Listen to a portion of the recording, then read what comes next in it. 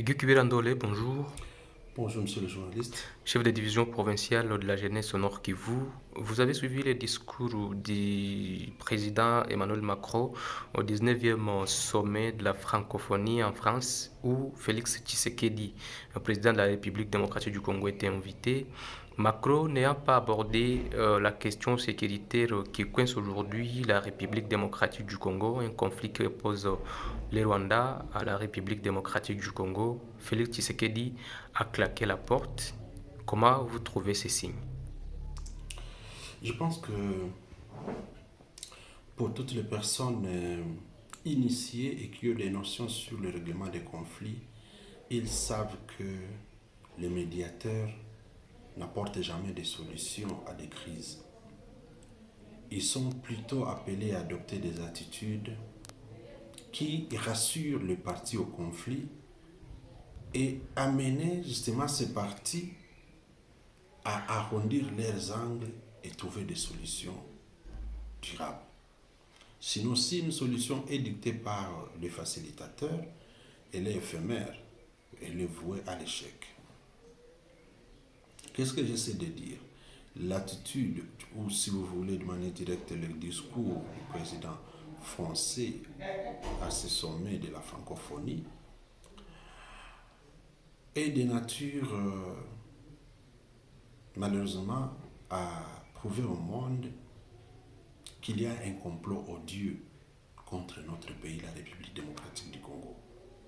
Lorsque, face à des multiples rapports qui établissent la présence d'une armée régulière d'un pays voisin en RDC sur le territoire congolais, ça s'appelle agression purement et simplement, les chefs de l'État français estiment utiliser des propos, je ne sais moi, équilibristes en demandant à ce que les forces armées quittent le territoire congolais sans les nommer ni les doigter de manière claire.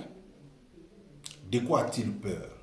Moi, je pense que la France n'a pas à régler ces conflits ou ces différends avec les Rwandais liés à la préparation du génocide au Rwanda de 1994 sur les problèmes congolais. S'ils ont à se racheter, si les Français veulent se racheter aux Rwandais, ils ne sont pas obligés de sympathiser contre la République démocratique du Congo. Parce qu'il ne faut pas oublier que l'arme qu'a toujours utilisé le président Kagame, ça a toujours été de responsabiliser la France. Les génocides de 1994 au Rwanda.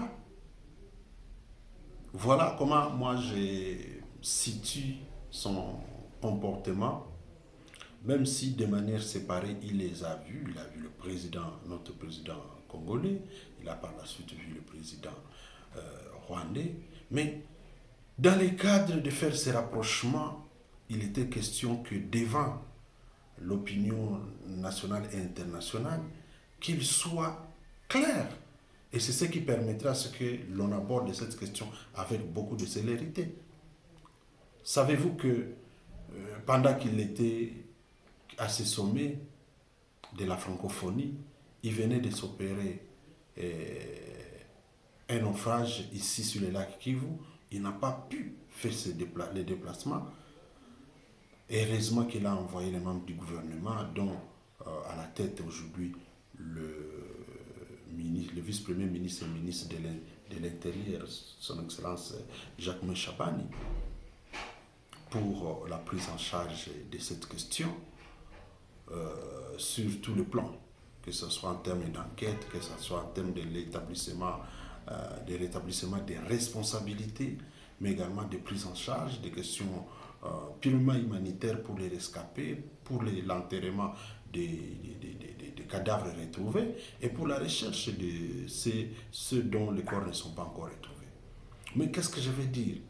Si le chef de l'État a pris de son temps pour rester là-bas, c'est parce qu'il cherche des solutions durables pour tous les Congolais.